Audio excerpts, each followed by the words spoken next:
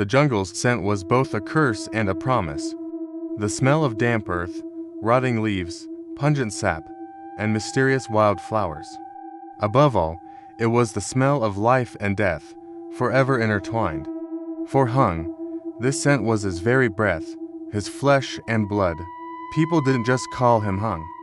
They called him the shadow of the green forest, the tiger hunter. His name, whispered around campfires, struck fear into the hearts of tigers and brought hope to the villagers on the edge of the deep green darkness. Hung was not a large man. He was lean and sinewy, his muscles as tough as ancient tree roots.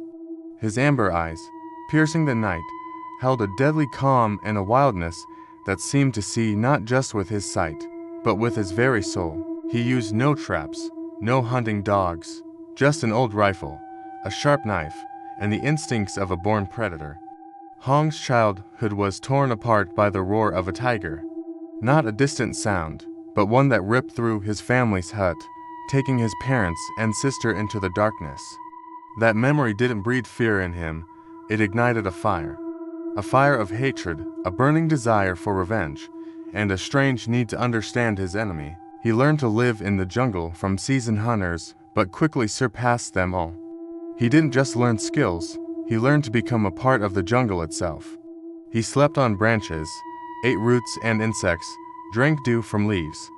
He listened to the birds and the wind, deciphering the forest's most secret stories. He learned to think like a tiger. His first hunt was an old, wounded tiger that had turned to preying on humans. The village was in a panic. Hung, only 18, volunteered. No one believed in him, but 3 days later, he returned. He hadn't brought the tiger's body, but a story. He told them how he had tracked it, how he understood its pain and despair. He brought it down with a single shot to the heart, face to face. From then on, Hung became the legendary tiger hunter. Each hunt was a deadly dance, a battle of wits stretched to its absolute limit. Hung was never rushed. He could lie motionless for hours, patient as stone, until the tiger revealed itself. He felt the pulse of the earth, the hot breath of the jungle on his skin.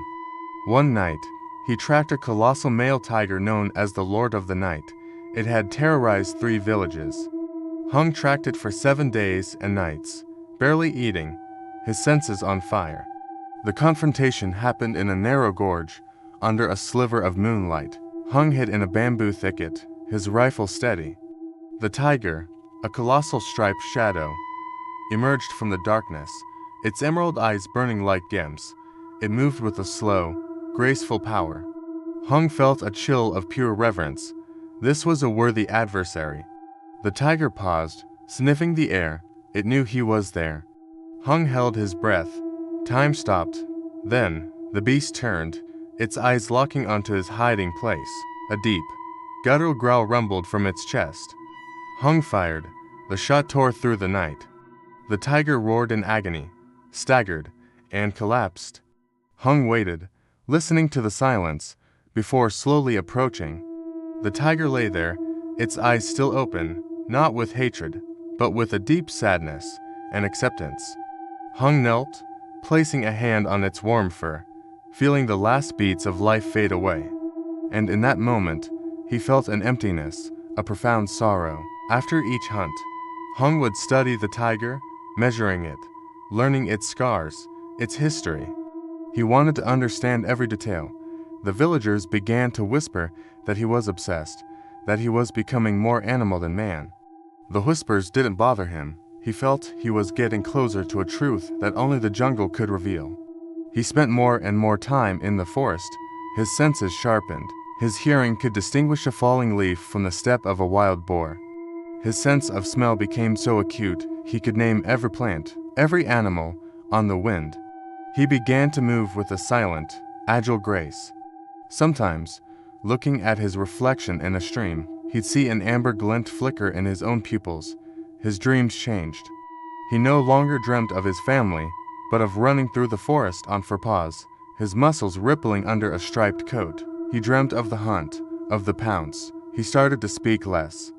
People feared him, but they still needed him. An old woman once warned him, "My child, you are too close to the darkness." Be careful, lest it swallow you. Hung thus smiled a mysterious smile. His final hunt began with a legend, a colossal white tiger, a spirit of the ancient forest, never clearly seen by humans. It didn't harm people, but its presence carried a primal fear. Hung felt an irresistible pull. This was the ultimate test. He ventured deeper into the jungle than any human had ever gone, relying solely on what the forest provided. He felt himself returning to a primal state, his skin darkening, his nails hardening. He felt at one with nature. One night, under a full moon, he found its tracks, larger than any he had ever seen, and eerily pale. His heart pounded. The chase lasted 3 days and 3 nights.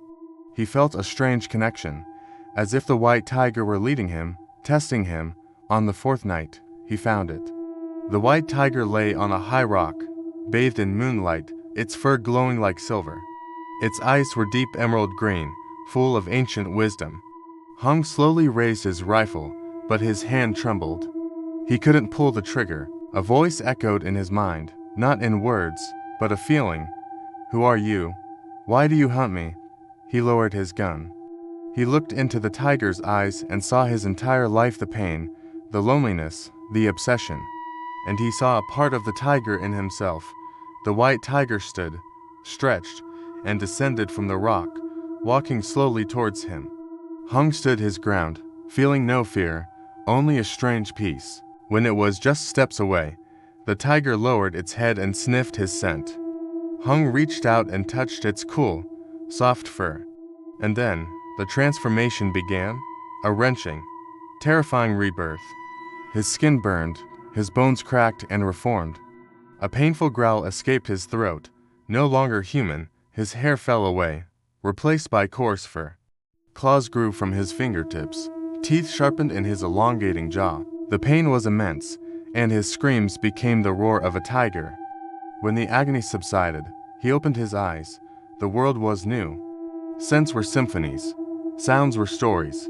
He stood on for a powerful pause, his body covered in striped orange and black fur. He looked at his old rifle on the ground, so small and meaningless now. He was the weapon. The white tiger stood watching, its eyes filled with a profound understanding. It turned and walked deeper into the forest, and Hung, the new tiger, followed. He felt no more hatred, no vengeance, only instinct, freedom, and wildness. His roar was no longer a hunter's warning, but the call of the forest itself. He had died as a man to be reborn as a spirit of the jungle. He had become the legend he once chased. He was the shadow of the green forest, forever.